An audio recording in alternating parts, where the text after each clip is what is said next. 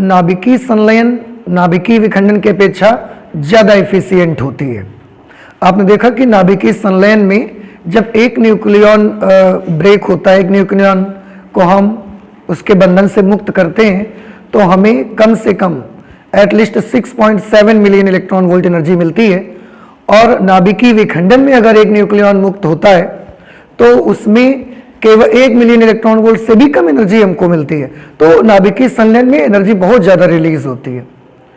और क्योंकि नाभिकीय संलयन का हम लोग कंट्रोल अभी नहीं जानते हैं, इसलिए उसको कंट्रोल नहीं करते और उसके ज़्यादा अच्छे कामों में यूज़ नहीं करते। उसका हाइड्रोजन बम ही बनता है केवल। ये जिस दिन हम उसको यूज करना सीख जाएंगे, उसका कंट्रोल सीख जाएंगे, उस दिन शायद हमको विखंडन की अपेक्षा ज़्यादा एनर्जी उसमें मिल सकेगी। तो ये फ्यूज़न था, न्यूक्लियर फ्यूज़न। और आप जैसे कि देखते हैं कि सूर्य में, तारे में, सूर्य भी एक तारा है, तो सन में स्टार्स से लगातार हमको लाइट आती रहती है और ये करोड़ों अरबों खरबों वर्षों से ऐसा चल रहा है कि सन हमको लगातार लाइट देता है, उससे हीट आती है, तो लगातार वहां से एनर्जी जो आती रहती है। तो हम लोग ये सोचते हैं कि आखिरकार सन में इतनी एनर्जी कैसे है, क्यों है। तो ये हम लोग मानते हैं या साइंटिस्ट लोगों का ये मानना है कि सूर्य में भी लगातार संलयन की प्रक्रिया चलती रहती है। नाभिकीय संलयन जो होता है वो सूर्य में होता है। समझ आ रही है आपको। और सूर्य में है, बाकी स्टार्स में नाभिकीय संलयन का प्रक्रिया चलती रहती है और उस नाभिकीय संलयन की प्रक्रिया की वजह से वहां पर इतनी सारी एनर्जी है और वो एनर्जी लगातार अर्थ में आपके पास तक आती रहती है। तो ये चीज़ें मानी जाती हैं ऐसा, इसलिए सूर्य के पास इतनी एनर्जी है, अरबों खरबों वर्षों से आपको लाइट और हीट दोनों प्रकार की एनर्जी देता है। और वहाँ उसके भीतर हीलियम, हाइड्रोजन के जो न्यूक्लियस होते हैं उनका संलयन लगातार चलता रहता है, ऐसा सोचा जाता है। उसके बाद आज हम लोग जो अगला टॉपिक लेंगे यहाँ पर वो स्टडी करेंगे न्यूक्लियर तो हम लोग कर चुके। आज हम लोग जो नया टॉपिक स्टार्ट करेंगे वो सेमीकंडक्टर से रिलेटेड होगा। सेमीकंडक्टर यानी कि अर्धचालक, ठीक है, इसलिए हमने हेडिंग भी डाल रखी है सेमीकंडक्टर, जिसे आप हिंदी में अर्धचालक बोलते हैं। अर्धचालक के नाम से ही आपको लगभग क्लियर है कि अर्धचालक यानी कि आधे चालक, ये ऐसे पदार्थ होते हैं जिनमें आधे गुण चालकों के होते हैं और बाकी आधे गुण अचालकों के होते हैं, कुचालकों के होते हैं।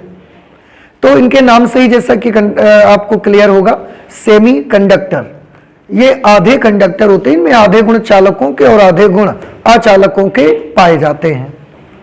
पूरी तरह से ना तो ये कंडक्टर होते हैं और पूरी तरह से ना तो ये इंसुलेटर ही होते हैं, इसलिए इनका नाम रखा गया सेमीकंडक्टर।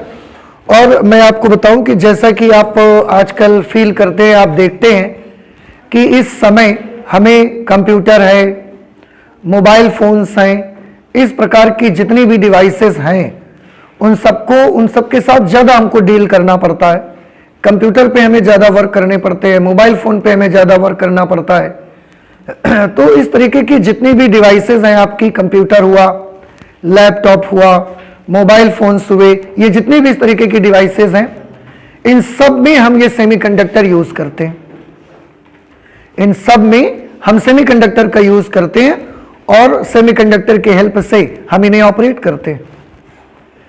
सेमीकंडक्टर इतने अच्छे मटेरियल्स होते हैं कि सेमीकंडक्टर्स में हम चाहें तो उसमें आवेश का जो प्रवाह होता है, फ्लो ऑफ चार्ज को हम कंट्रोल कर सकते हैं, फ्लो ऑफ चार्ज को हम नियंत्रित कर सकते हैं, उसे हम अपने कंट्रोल में ले सकते हैं। मतलब अगर ये एक सेमीकंडक्टर मटेरियल है, फ्लो ऑफ चार्ज क्या होता है? आवेश का प्रवाह, आवेश के प्रवाह को ही वैद्युत धारा कहा जाता है।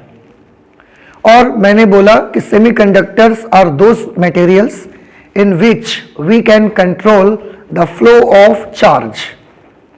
हम सेमीकंडक्टर पदार्थों में आवेश के प्रवाह को कंट्रोल कर सकते हैं। आवेश के प्रवाह का मतलब वैद्युत धारा, अर्थात हम सेमीकंडक्टर पदार्थों में वैद्युत धारा को कंट्रोल कर सकते हैं, इलेक्ट्रिक करंट को कंट्रोल कर सकते हैं। इलेक्ट्रिक करंट को कंट्रोल कर सकते हैं कैसे?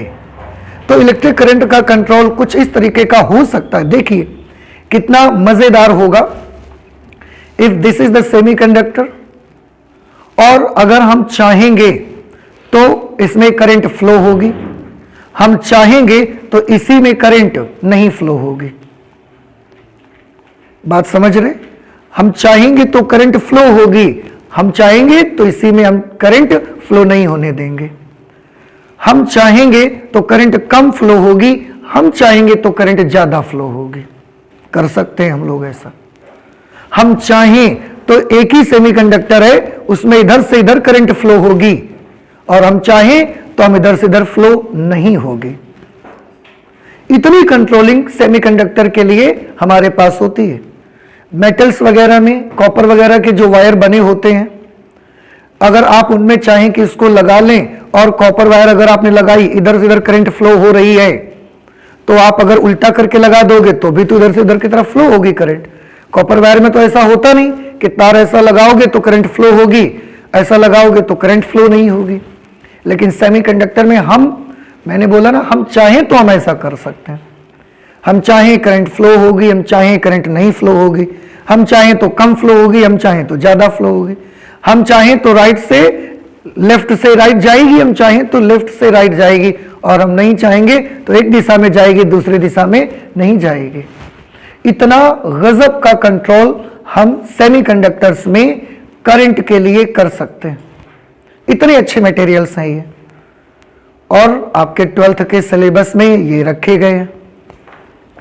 तो इनमें अर्धचालक के बारे में देखिए हमने कुछ लिखा है, थोड़ा सा कुछ डिफाइन भी किया है, जो हमने आपको बताया उसके आधार पर लिखा गया है। अर्धचालक ऐसे पदार्थ होते हैं जिनमें आवेश के प्रवाह का मतलब होता है वैद्युत धारा को नियंत्रित किया जा सकता है, हम कंट्रोल कर सकते हैं, जैसा कि मैं आपको अभी बता रहा था।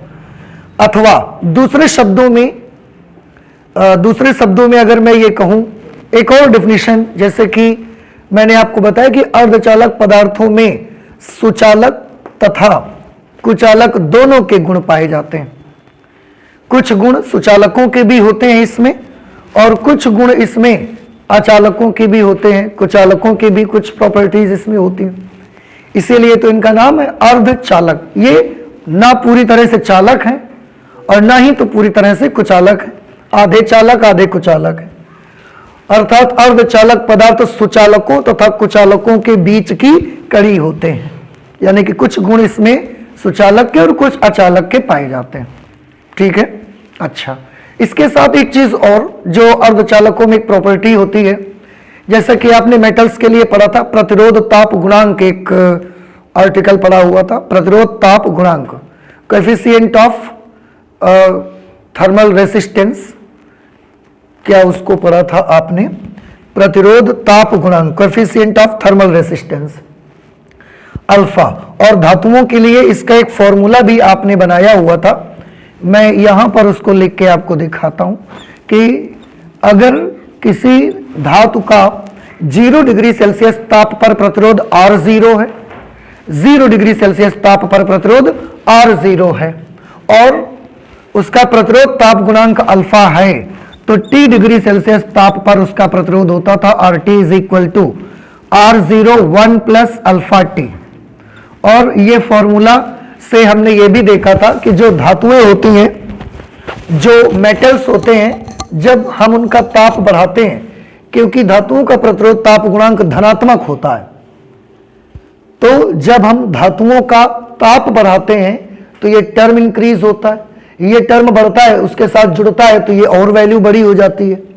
इसका मतलब है धातुओं का प्रतिरोध ताप गुणांक धनात्मक होने के कारण जब हम धातुओं का ताप बढ़ाते हैं तो T डिग्री सेल्सियस ताप पर या धातुओं का ताप हम बढ़ाते हैं तो उनका प्रतिरोध बढ़ जाता है। प्रतिरोध बढ़ जाता है, इसका मतलब क्या है? प्रतिरोध मतलब क्या? धारा के मार्ग में रुकावट। तो धातुओं का ताप बढ़ाने से प्रतिरोध बढ़ जाता है, इसका मतलब है धातुओं का ताप बढ़ाने से धारा के मार्ग में रुकावट बढ़ जाती है। और वो कुचालक बनने लगते हैं। लेकिन अर्धचालकों में क्या होता है कि इनका जो प्रतिरोध ताप गुणांक अल्फा होता है ना, ये नेगेटिव होता है, ऋणात्मक होता है। ऋणात्मक होने की वजह से इनके लिए जो T डिग्री सेल्सियस ताप पर इनके प्रतिरोध का फॉर्मूला बनता है वो होता है RT is equal to R0 1 minus alpha T.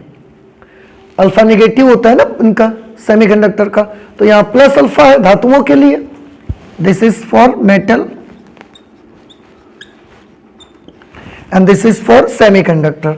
Semiconductor के लिए प्रतिरोध ताप गुणांक अल्फा नेगेटिव रहता है तो माइनस लग के यहां पर आ गया। अब आप समझ सकते हैं अगर हम टेम्परेचर की वैल्यू बढ़ाएंगे, ताप की वैल्यू अगर हम बढ़ाते जाएंगे तो ये वाला पद क्या क्या होगा, बढ़ेगा।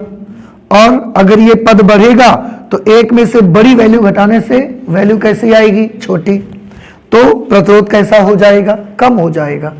तो धातुओं का जब ताप बढ़ाते हैं तो उनका प्रतिरोध बढ़ता है।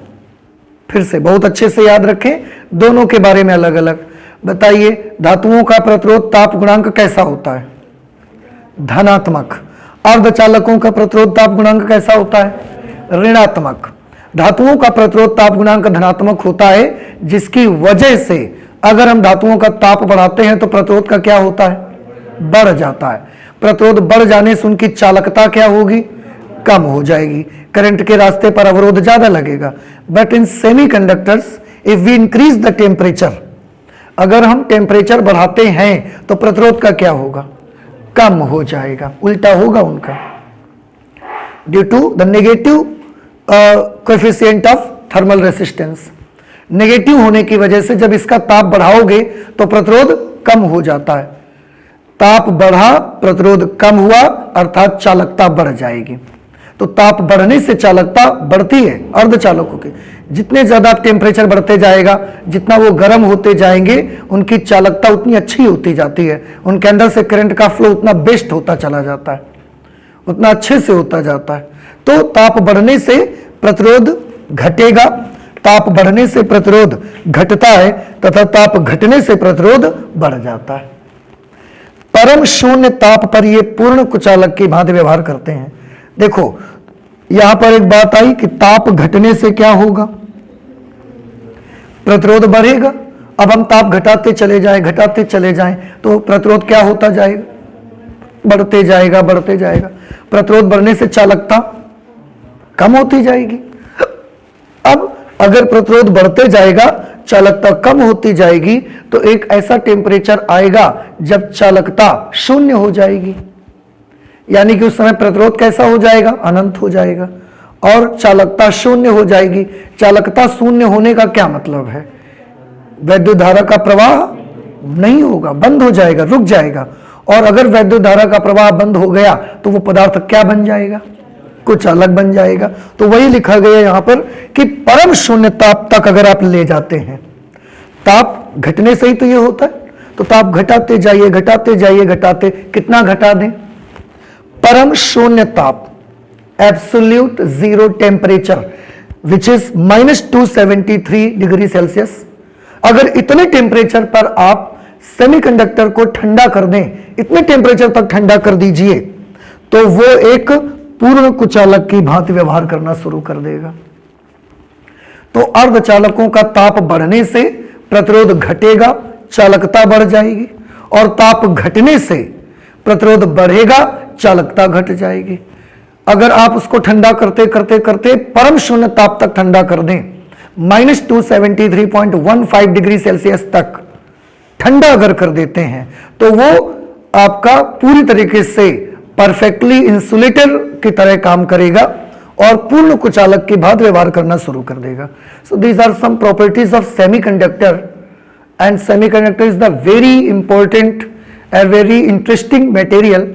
जैसा कि मैंने शुरुआत में ही आपको बताया कि आजकल ये जो हमारा जमाना है, इसमें आप देख रहे हैं मोबाइल फोन है, लैपटॉप है, टैबलेट है, इस तरीके की डिवाइस को हमको बहुत डील करना पड़ता है, बहुत काम होते हैं। कोई भी फर्म रहती है, कोई भी स्कूल है आपका, हॉस्पिटल है, कहीं पर भी आप जाइए, आप सारे काम कंप्यूटराइज्ड होने लगे हैं धीरे धीरे। तो इन डिवाइसेस को हमको बहुत डील करना पड़ता है। अब इन डिवाइसेस को डील करना पड़ता है, तो इनको हम इनके अंदर सेमीकंडक्टर लगाते हैं।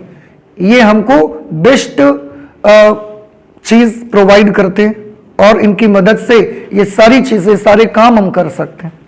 तो ये कुछ प्रॉपर्टीज थी सेमीकंडक्टर के बारे में। अब क्योंकि सेमीकंडक्टर के बारे में जो इतनी इंटरेस्टिंग चीज है, हम उसके बारे में और भी बहुत सारी चीजों को स्टडी करना चाहते हैं। अब अगर उनके बारे में आप बहुत सारी चीजों को स्टडी करना चाहते हैं तो आपको उनसे रिलेटेड सारी बातें पढ़नी पड़ेंगी। तो हमने क्या किया कि जो अर्धचालक पदार्थ हम ले रहे हैं, सेमीकंडक्टर्स ले रहे हैं, इनको हम कैटेगराइज करना स्टार्ट करते हैं, इनका क्लासिफिकेशन स्टार्ट करते हैं करना, कि उनको अलग अलग बेसिस पर हम वर्गीकृत करते जाते हैं, अलग अलग उसको हम पढ़ाई करते हैं। तो हमने सबसे पहले चालकता तथा प्रतिरोधकता के आधार पर अर्धचालकों का वर्गीकरण किया। किस आधार पर हमने किया? चालकता और प्रतिरोधकता, कंडक्टिविटी और रेसिस्टिविटी। तो कंडक्टिविटी और रेसिस्टिविटी के बेसिस पर हमने अर्धचालक पदार्थों का एक वर्गीकरण किया, उससे आपको कुछ आइडिया मिलेगा। इसलिए हम ये क्लासिफिकेशन करते हैं और इससे अर्धचालक पदार्थों को समझने में हमको काफी हेल्प मिलेगी। जैसे मैंने यहां पर दो चीजों का जिक्र किया है, एक रेसिस्टिविटी जिसे आप प्रतिरोधकता कहते हैं। रेसिस्टिविटी क्या है? प्रतिरोधकता। और कंडक्टिविटी क्या है? चालकता। ठीक है, प्रतिरोधकता का मात्रक ओम मीटर और चालकता का मात्रक प्रति ओम प्रति मीटर होता है, या प्रति ओम को साइमन भी बोलते हैं, तो साइमन पर मीटर भी होता है। अब हमने सबसे पहले कंडक्टर्स का देखा, चालकों का, कि सुचालकों की चालकता कितनी होती, सुचालकों की जो प्रतिरोधकता होती है वो कितनी होती है। रेसिस्टिविटी मतलब रुकावट पैदा करना। तो जो धातुएं होती हैं, जो सुचालक पदार्थ होते हैं, उनकी रेसिस्टिविटी देखो 10 टू द पावर -8 से 10 टू द पावर -2 तक का उनका रेंज होता है। रेंज आप खुद देख रहे हैं बेटा, resistivity 10 to the power -8 to 10 to the power -2, resistivity बहुत कम है। और ये कौन से मटेरियल हैं? धातुएं हैं, सुचालक हैं, और सुचालक पदार्थ अपने अंदर से धारा का प्रवाह अच्छा रखते हैं। इसका मतलब सुचालक पदार्थ रेसिस्ट कम करते हैं, वो कंडक्ट ज्यादा करते हैं। देखिए, इन दो बातों को आप अच्छे से समझ लें। रेसिस्ट करना मतलब अवरोध लगाना, प्रतिरोध लगाना। कंडक्ट करना मतलब चालन करना उसका। तो सुचालक पदार्थ कौन सा काम ज्यादा करेंगे? रेसिस्ट ज्यादा करेंगे या कंडक्ट ज्यादा करेंगे? कंडक्ट ज्यादा करेंगे। तो आप देखिए, कंडक्टिविटी 10 टू द पावर 2 से 10 टू द पावर 8 साइमन पर मीटर तक कंडक्टिविटी इनकी बहुत हाई होती है, और रेसिस्टिविटी देखो कम होती है। देख रहे हैं आप? तो रेसिस्ट ये बहुत कम करते हैं, कंडक्ट ये ज्यादा करते हैं। क्वालिटी है उनकी। ऐसा ही एक अगर तीसरा मटेरियल देखें, इंसुलेटर। इंसुलेटर यानी कि कुचालक पदार्थ, अचालक पदार्थ। ये लोग क्या काम ज्यादा करेंगे आपको मालूम है? रेसिस्ट ज्यादा करेंगे और कंडक्ट कम करेंगे। तो आप देखिए, रेसिस्टिविटी इनकी 10 टू द पावर 11 से 10 टू द पावर 19 तक होती है, लेकिन कंडक्टिविटी 10 टू द पावर -19 से 10 टू द पावर -11 तक होती है। एक चीज और बताऊं, आप याद करें कि जो रेसिस्टिविटी होती है उसको रो से लिखा जाता था, कंडक्टिविटी को सिग्मा से। और आपको याद करिए, sigma is equal to 1/ρ formula आता था, याद है आपको? तो इसीलिए अगर आप रेसिस्टिविटी का व्युत्क्रम कर देंगे तो आपको क्या मिल जाया करेगा? कंडक्टिविटी। जैसे 10 टू द पावर -8 है, अब 1/10 टू द पावर -8 करोगे तो ऊपर जाके 10 टू द पावर +8 हो जाएगा। नहीं समझ में आई बात? तो इस तरह से आप व्युत्क्रम करते ही आपको ये कंडक्टिविटी मिल जाएगी। तो इंसुलेटर क्या करेंगे? रेसिस्ट ज्यादा करते हैं। देखो, रेसिस्टिविटी 10 टू द पावर 11 से 10 टू द पावर 19 तक होती है। पॉजिटिव पावर्स हैं, बहुत ज्यादा रेसिस्ट करते हैं, और कंडक्टिविटी बहुत कम है, 10 टू द पावर -19 से 10 टू द पावर -11 तक कंडक्टिविटी बहुत कम होती है, या यूं समझ लें ना के बराबर वो करंट को या चार्ज को अपने अंदर से फ्लो होने ही नहीं देते हैं, वो कंडक्ट होना ही रोक ही देते हैं बिल्कुल। ओके, अब सेमीकंडक्टर को देखिए। सेमीकंडक्टर ना तो सबसे नीचे हैं और ना ही तो सबसे ऊपर है।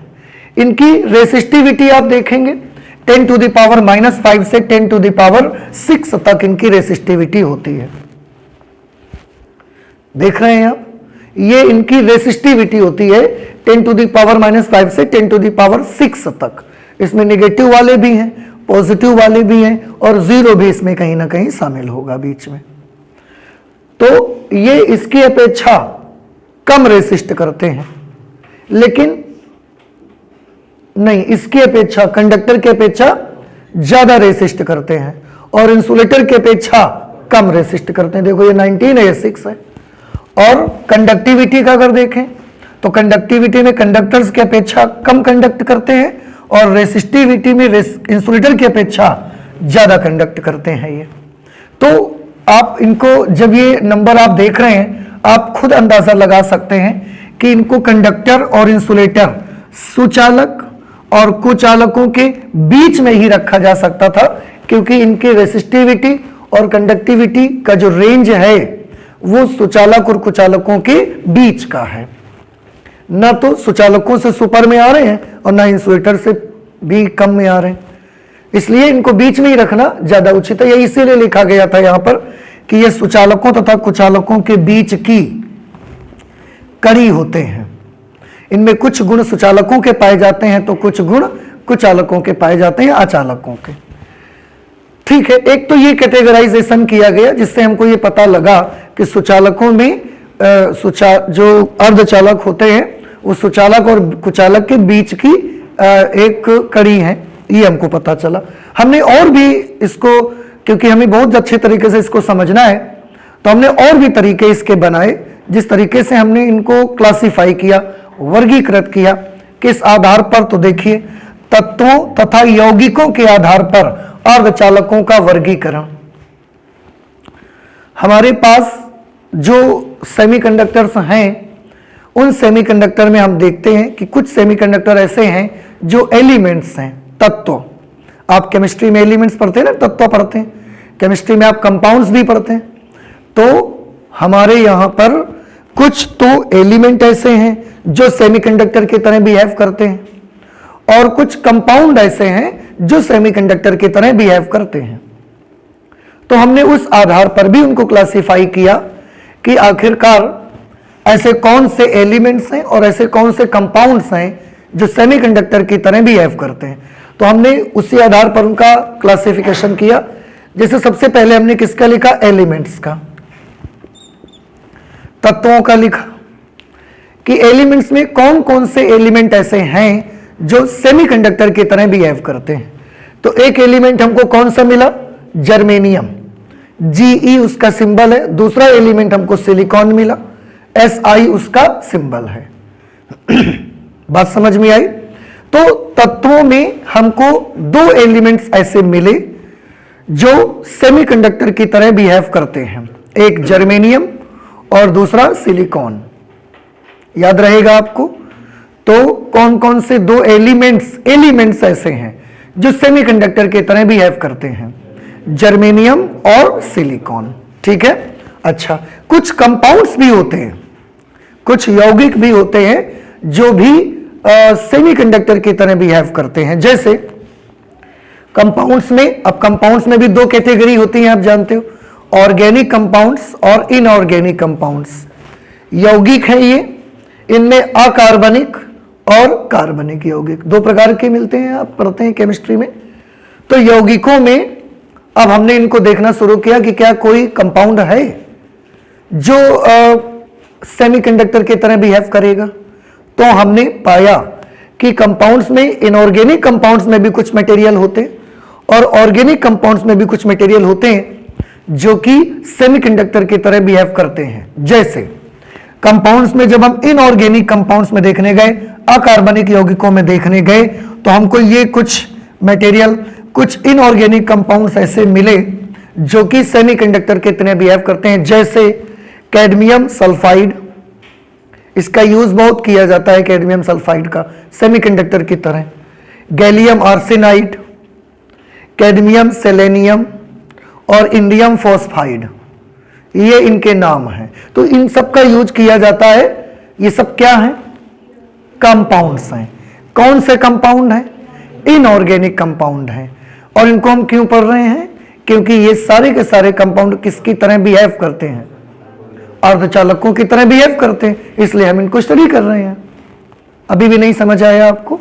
फिर से, अर्धचालक कौन होते हैं? क्या वो केवल एलिमेंट्स होते हैं या कंपाउंड भी होते हैं?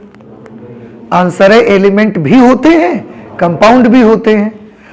अगर मैं आपसे पूछूं कि अर्धचालक ऐसे बताओ जो एलिमेंट है, तो उसके लिए आप दो नाम ले सकते हो, जर्मेनियम और सिलिकॉन, ये एलिमेंट्स हैं। अब बात आती है कि कुछ कंपाउंड बताओ जो सेमीकंडक्टर की तरह बिहेव करते हैं। तो उनमें कंपाउंड्स हम जब देखने जाएंगे तो दो तरह के कंपाउंड हमारे पास होते हैं, ऑर्गेनिक कंपाउंड्स और इनऑर्गेनिक कंपाउंड्स। इनऑर्गेनिक कंपाउंड्स में कुछ एग्जाम्पल्स हमने यहां लिखे हैं जो कि सेमीकंडक्टर की तरह बिहेव करते हैं, जैसे cadmium sulphide, gallium arsenide, cadmium selenium, indium phosphide. ये इनऑर्गेनिक कंपाउंड्स ऐसे कंपाउंड्स हैं जो कि अर्धचालक की तरह बिहेव करते हैं। अब ऑर्गेनिक कंपाउंड्स में हमने देखा कि ऑर्गेनिक कंपाउंड्स में कौन कौन से कंपाउंड ऐसे हैं जो कि सेमीकंडक्टर की तरह बिहेव करते हैं। तो उसमें भी हमको मिले, एक मिला एंथ्रासीन और एक मिला डोप्ड थाइलोसाइनाइन। ये दोनों क्या है? कंपाउंड है कि एलिमेंट है? कंपाउंड है। कौन से वाले कंपाउंड है? ऑर्गेनिक कंपाउंड हैं। और ये क्या करते हैं? सेमीकंडक्टर की तरह बिहेव करते हैं। ठीक है, क्या क्या नाम है उनके? एंथ्रासीन, डोप्ड थाइलोसाइनाइन, ये इनके नाम है। और ये भी सेमीकंडक्टर की तरह बिहेव करते हैं, अर्धचालक की तरह काम करते हैं। ऑर्गेनिक कंपाउंड्स में एक कैटेगरी और है आपके पास, पॉलीमर्स जिन्हें कहते हैं, बहुलक ऐसे कुछ बोला जाता है हिंदी में शायद, मुझे लगता है। तो पॉलीमर्स भी होते हैं। अब पॉलीमर्स में भी आपको कुछ मटेरियल ऐसे हैं जो कि सेमीकंडक्टर की तरह बिहेव करते हैं। कौन कौन से मटेरियल हैं? पॉलीपायरोल्स, पॉलीएनिलीन, पॉलीथायोफीन, ये कुछ मटेरियल्स ऐसे हैं जो कि पॉलीमर्स हैं, बावजूद इसके वो सेमीकंडक्टर की तरह बिहेव करते हैं। तो आपको याद रखना है कि सेमीकंडक्टर की तरह बिहेव कौन करते हैं? एलिमेंट्स लोग करते हैं या कंपाउंड्स लोग करते हैं? दोनों लोग करते हैं। ठीक है, एलिमेंट्स लोग भी करते हैं और कंपाउंड टाइप के लोग भी करते हैं। एलिमेंट्स लोग जब बिहेव करते हैं तो वो कौन कौन से होते हैं? जर्मेनियम और सिलिकॉन। कंपाउंड्स लोगों में इनऑर्गेनिक में भी आते हैं, ऑर्गेनिक में भी आते हैं और पॉलीमर्स में भी आते हैं। तो कभी कभी क्या होता है, ये आपको क्यों बताया गया आप जानते हैं? कभी कभी हम लोग जब सेमीकंडक्टर का लेसन पढ़ते हैं, पूरा लेसन पढ़ जाते हैं, उसके बाद जब हम इन चीजों को नहीं देखते हैं तो हमारे दिमाग में एक बात हमेशा के लिए छप जाती कि इस दुनिया में केवल और केवल दो ही सेमीकंडक्टर होते हैं और वो जर्मेनियम और सिलिकॉन है। इसलिए दिस इज वेरी नेसेसरी कि हम आपको ये बताएं और आपके दिमाग से ये कंफ्यूजन, ये इल्यूजन आपके माइंड्स में नहीं रहना चाहिए कि इस दुनिया में केवल दो ही सेमीकंडक्टर हैं। ऐसा नहीं है, और भी सेमीकंडक्टर हैं। हाँ, ये जो दो मेनली हम लोग पढ़ते हैं, ये दो एलिमेंट्स हम लोग पढ़ते हैं। इसलिए आपको ये ध्यान रहना चाहिए कि कंपाउंड्स भी होते हैं जो सेमीकंडक्टर की तरह बिहेव करते हैं। ठीक है, अच्छा, अब हम इनमें से किसको स्टडी करेंगे? तो आंसर, हम तो सब कुछ स्टडी कर सकते हैं, लेकिन ये सेमीकंडक्टर की जो स्टडी चालू हुई थी, ये जो कंपाउंड बनते हैं ये भी किससे बनते हैं? इन्हीं से तो बनते हैं, एलिमेंट से, है ना। तो ये जो सेमीकंडक्टर की स्टडी स्टार्ट हुई थी, सेमीकंडक्टर का जो ये अध्ययन आपका पूरा प्रारंभ हुआ था, ये पूरा का पूरा स्टडी आपका एलिमेंट्स से स्टार्ट हुआ था, क्योंकि ये बेसिक है इसके। सेमीकंडक्टर के लिए, इसलिए हम लोग भी इन्हीं सेमीकंडक्टर्स को लेकर अपनी स्टडी करेंगे। ठीक है, तो सेमीकंडक्टर ये सारे हैं, लेकिन हम बेसिक सेमीकंडक्टर्स को लेकर के सेमीकंडक्टर की पढ़ाई करेंगे। और बेसिक सेमीकंडक्टर में कौन आएंगे? एलिमेंट्स आएंगे, और एलिमेंट्स में दो जर्मेनियम और सिलिकॉन, इनको लेकर के ही हम आगे अब अपनी स्टडी को आगे बढ़ाते हैं। ठीक है, अच्छा, तो अगर आप सिलिकॉन और जर्मेनियम के बारे में स्टडी करना चाहते हैं तो सबसे पहले तो आपको इनके बारे में कुछ बातें मालूम रहनी चाहिए, क्योंकि आप इनको पढ़ना चाहते हैं, और अगर इन्हीं के बारे में आपको इनकी प्रॉपर्टीज, इनकी बातें नहीं मालूम होंगी तो आप कैसे उनको स्टडी कर पाएंगे। तो हमने उसके लिए दो फिगर यहाँ डायग्राम बनाए हुए हैं, एक डायग्राम में सिलिकॉन को और एक डायग्राम में जर्मेनियम को हमने शो किया है, दिखाया है आपको। अब आप ध्यान से देख सकते हैं, सबसे पहले जो एलिमेंट हमारा सिलिकॉन है इसको हम देखेंगे। सिलिकॉन जिसका सिंबल क्या होता है? Si। सिलिकॉन का जो कॉन्फ़िगरेशन होता है, विन्यास, उसका कैसा विन्यास होता है कि उसके जो इनर मोस्ट सेल होती है, सबसे अंदर की जो ऑर्बिट होता है उसमें कितने इलेक्ट्रॉन्स होते हैं? 2। उसके बाहर वाले ऑर्बिट में 8 और सबसे बाहर वाले ऑर्बिट में 4 इलेक्ट्रॉन्स मिलते हैं आपको।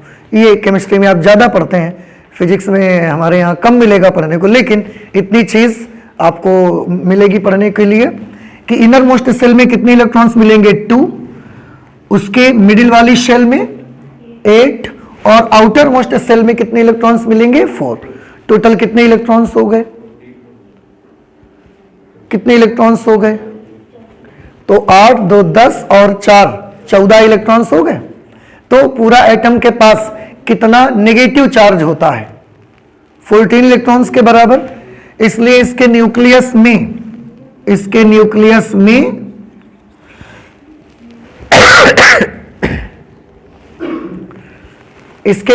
में 14 पॉजिटिव चार्जेस भी होंगे, तभी तो एटम कैसा होगा? उदासीन रहेगा। जर्मेनियम में क्या होता है? जर्मेनियम में इनर मोस्ट सेल में कितने इलेक्ट्रॉन? 2, उसके बाद 8, उसके बाद 18 और सबसे बाहर की कक्षा में 4 इलेक्ट्रॉन्स आपको मिलते हैं। तो टोटल कितने हो गए? 32। अब अगर इसके एटम में टोटल 32 नेगेटिव चार्जेस हैं तो 32 न्यूक्लियस में क्या होंगे? पॉजिटिव चार्जेस भी तो 32 होंगे। ठीक है, तभी एटम कैसा रहेगा? उदासीन। लेकिन मैं आपको बताऊं कि सिलिकॉन का 14 और जर्मेनियम का पूरा 32 ये हमारे काम में नहीं आता, ये हमारे काम में नहीं आता। तो हमारे काम में कौन आता है?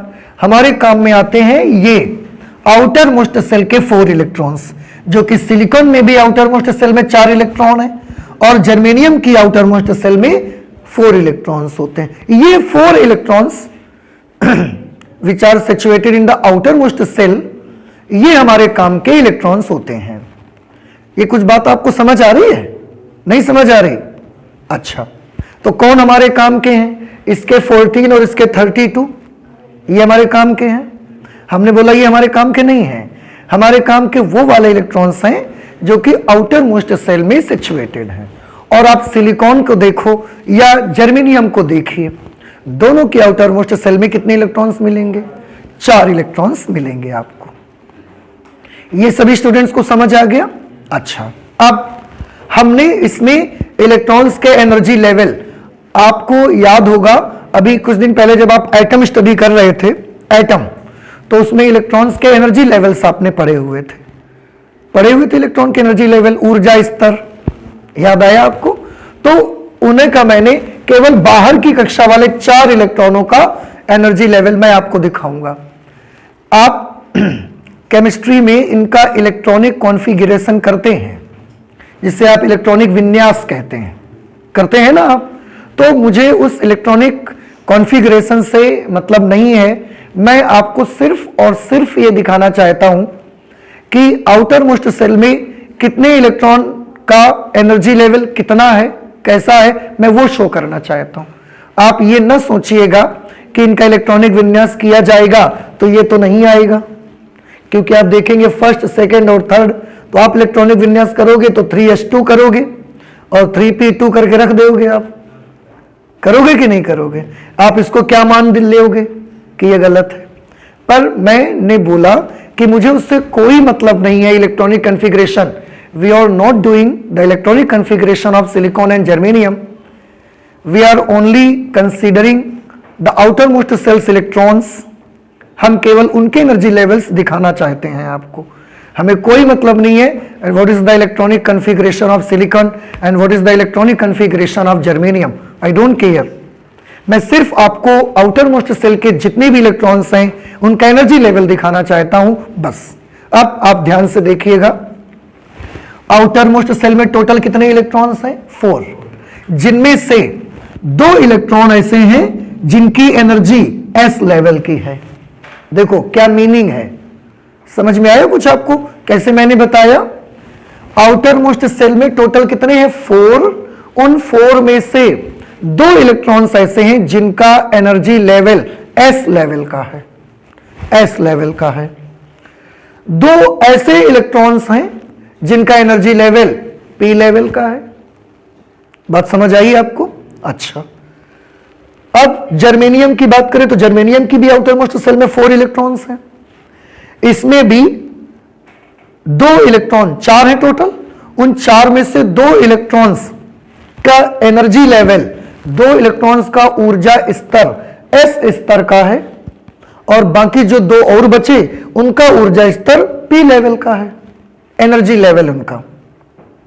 ठीक है, अच्छा ऐसा है इनमें।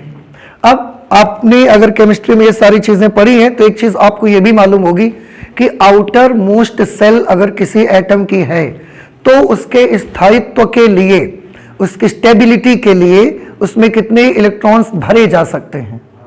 8। उसका ऑक्टेव पूरा करना रहता है आपको, ऐसा कुछ होता है। तो आप आउटर मोस्ट सेल का ऑक्टेव पूरा कर सकते हैं, उसकी स्टेबिलिटी के लिए पूरा किया जा सकता है। ओके, इसका मतलब क्या है कि आउटर मोस्ट सेल में टोटल इलेक्ट्रॉन कितने आ सकते हैं? 8 आ सकते हैं। है कितने? 4। तो इसका क्या मतलब हुआ कि आउटर मोस्ट सेल में जगहें कितनी हैं? 8। भरे कितने हैं? 4। तो अभी भी कितनी जगहें खाली हैं? 4 जगहें खाली हैं। ये बात सबको समझ में आई कि सिलिकॉन की या जर्मेनियम, दोनों में वही चीज है कि सिलिकॉन और जर्मेनियम दोनों में देखें आउटर मोस्ट सेल में टोटल कितनी सीट्स अवेलेबल हैं, कितनी कुर्सियां आपको उपलब्ध हैं? 8। उनमें से कितनी कुर्सियों में इलेक्ट्रॉन बैठे हैं? 4 में। अभी भी 4 कुर्सियां कैसी हैं? खाली। तो 4 में हम इलेक्ट्रॉन बिठा सकते हैं फॉर देयर स्टेबिलिटी, उनके स्थायित्व के लिए, उनका ऑक्टेव पूरा करने के लिए। ये बात समझ में आ गई? अच्छा, अब बात ये आती है, थोड़ा सा इसको गौर से समझिएगा जरा, मैं फिर से इस बात को रिपीट करना चाहूंगा आपके सामने। आपको ये बात समझनी है कि इसके आउटर मोस्ट सेल में टोटल अवेलेबल कितने हैं? 8।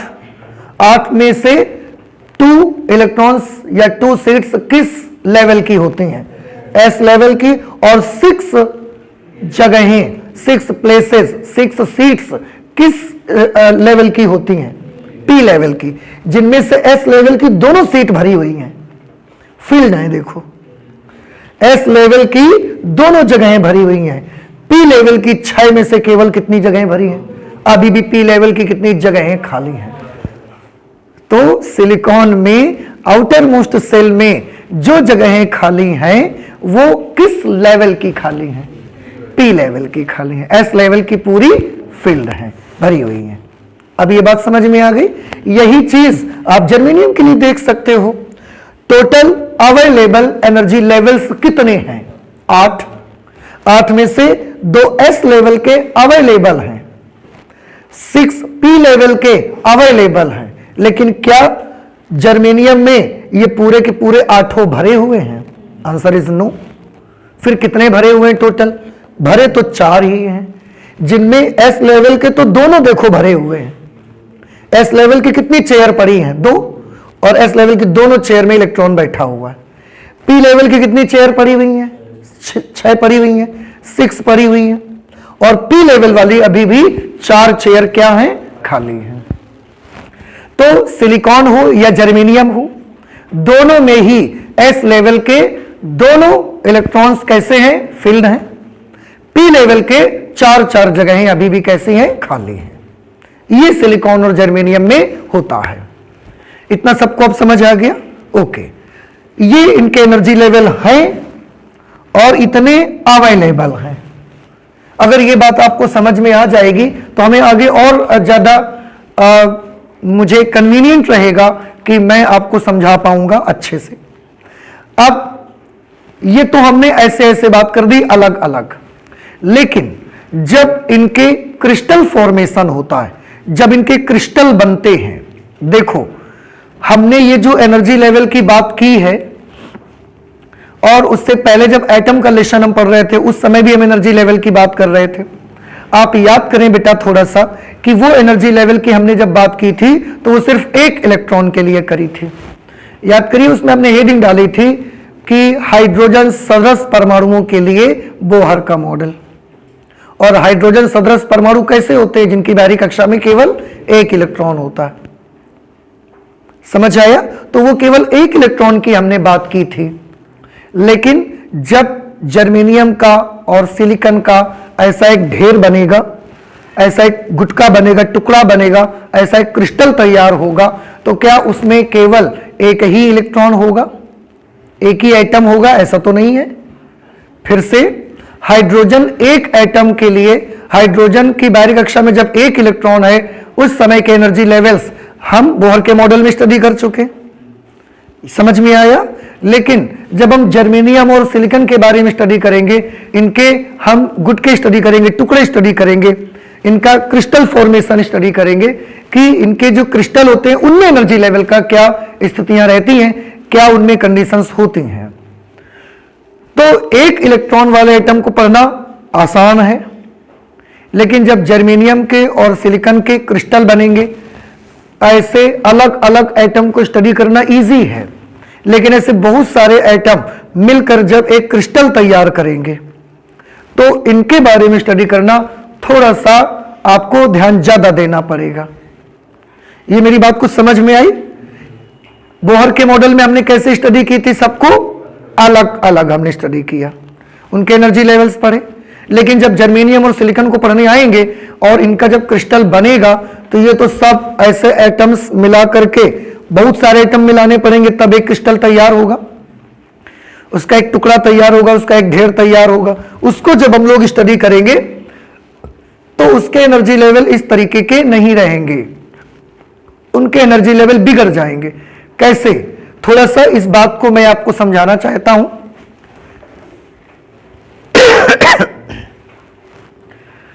मैं इसको यहां पर ये चीज हटा देता हूं और आप देख लीजिए इससे।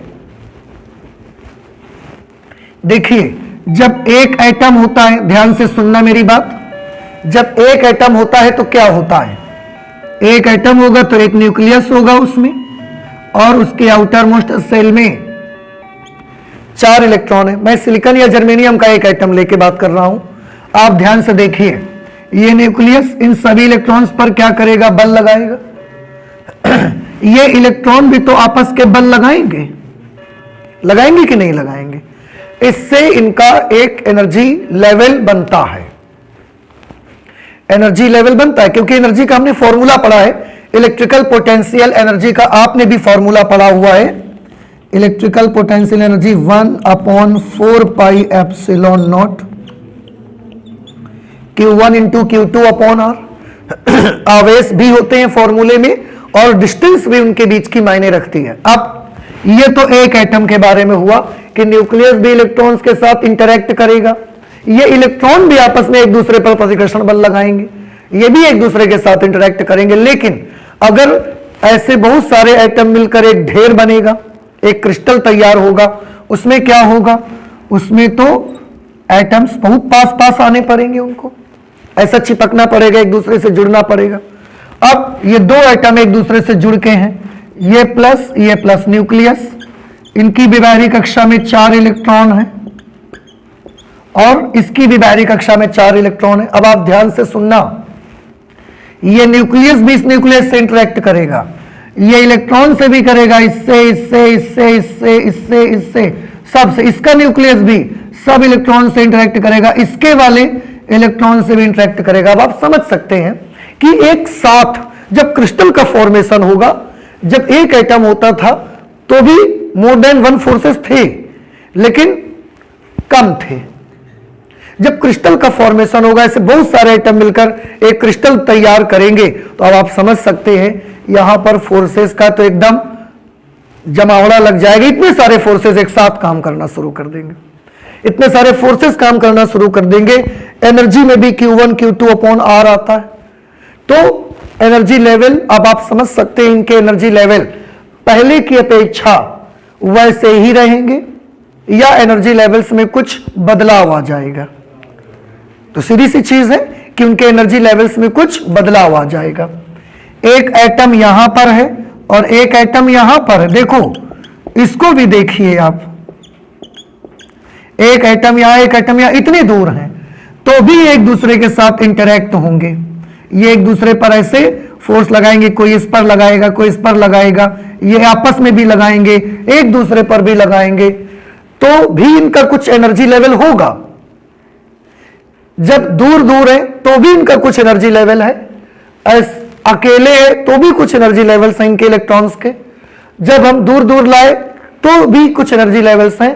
पास पास जब इनको ले जाकर क्रिस्टल तैयार किया तो भी उनके कुछ एनर्जी लेवल्स हैं। लेकिन अब हमको एक बात तो ये समझ में आने लगी है, अकेले होने पर एनर्जी लेवल्स अलग होगा, इतनी दूर होने पर एनर्जी लेवल्स बदल जाएगा, इसके रिस्पेक्ट में तो कुछ चेंज हो जाएगा।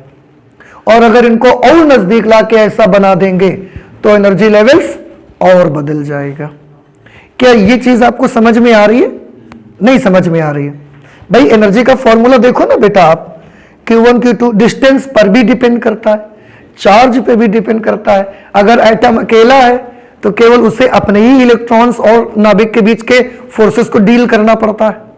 आप सोचिए, आप अगर अकेले हैं तो केवल आपको अपनी बॉडी को डील करना है, लेकिन अगर आपके साथ एक फैमिली जुड़ जाती है तो फिर उस वक्त आपको अपने को भी डील करना है। आपके साथ जितने लोग जुड़े हैं, मम्मी पापा सिस्टर ब्रदर, जो भी लोग जुड़े हुए हैं, उन सबको भी तो आपको अब डील करना पड़ता है कि नहीं करना पड़ता?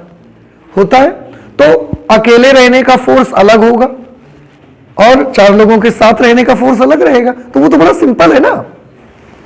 ऐसे रहेंगे तो उनका ऊर्जा का स्तर कुछ अलग टाइप का होगा। इतनी दूर होंगे तो एनर्जी का लेवल इसकी अपेक्षा बदल जाएगा। और ऐसा एक दूसरे के साथ मिलकर क्रिस्टल जब तैयार करेंगे ये, तो इनके एनर्जी का लेवल और बदल जाएगा। क्यों? क्योंकि लगातार डिस्टेंस भी चेंज कर रहे हैं हम और ज्यादा से ज्यादा चार्ज के बीच इंटरेक्शन होने लगेगा इनका। तो जब क्रिस्टल का फॉर्मेशन होता है तो उनके एनर्जी लेवल चेंज हो जाते हैं।